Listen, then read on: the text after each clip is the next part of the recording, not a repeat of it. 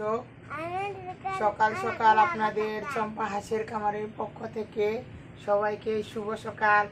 এই যে দর্শক, আজকের আমাদের ডিম হাঁস এই যে আগে 50% ছিল, এখন ডিম বাড়ছে।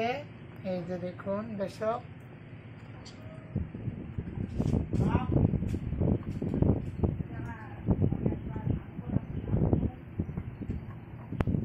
পরে আমরা গুনবো। দেখুন আপনারা আজকে আমাদের কয়টা ডিম পেরেছে।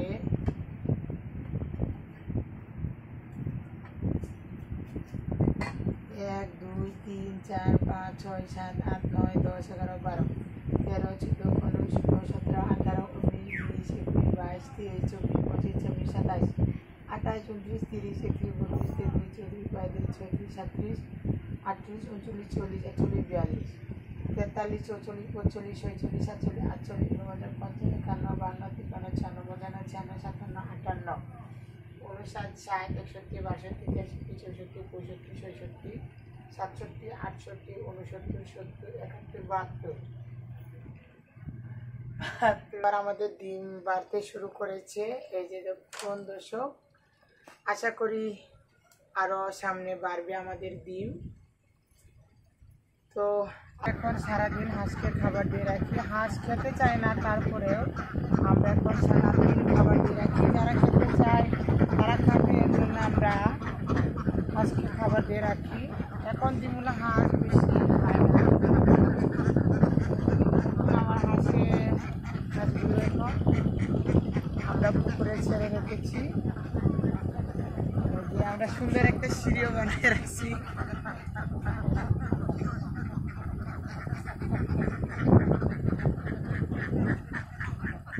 আমাদের খামারের মনোরম দৃশ্য দেখুন আপনারা, চারিদিকে খোলা মাঠ। এই যে দেখুন আমাদের চারপাশে খোলা মাঠ, তারপরে আমরা আবদ্ধ অবস্থায় হাঁসগুলো রেখেছি। কারণ এখন বাইরে যখন আমরা হাঁস ছাড়ব তখন হাঁস অসুস্থ হওয়ার সম্ভাবনা রয়েছে, ডাকলে রোগ হওয়ার সম্ভাবনা রয়েছে।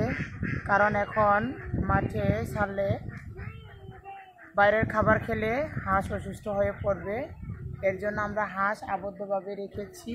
অনেকে বলে যে খোলা মাঠে খাওয়ালে খরচ কম হবে, কিন্তু আমরা মনে করি যে বাইরে খাওয়ালে আমাদের হাঁসের ক্ষতি হবে, অসুস্থ হবে। এর জন্য আমরা আবদ্ধ অবস্থায় পালন করি। আপনারাও যারা হাঁস পালন করেন তাদের উদ্দেশ্যে বলছি, আপনারাও এখন মাঠে হাঁস ছাড়বেন না। কারণ এখন ডাকলে রোগ হওয়ার সম্ভাবনা বেশি থাকে, কারণ ময়লা আবর্জনা পচা এগুলা খাবে, এজন্য হাঁস অসুস্থ হয়ে পড়বে। দর্শক, এই মাসে হাঁসের রোগ হওয়ার সম্ভাবনা বেশি থাকে। এই মাসে আপনারা যদি আবদ্ধ করে রাখেন, তাহলে যারা ডিমের জন্য রাখছেন বিশেষ করে, তাহলে আপনারা হাঁসের রোগবালাই হবে না। আপনারা যদি হাঁস থাকে তাহলে সামনে আপনারা লাভবান হতে পারবেন। এর জন্য এই মাছটা আপনারা আবদ্ধভাবে খাওয়াবেন, সেটাই ভালো হবে আমরা মনে করি।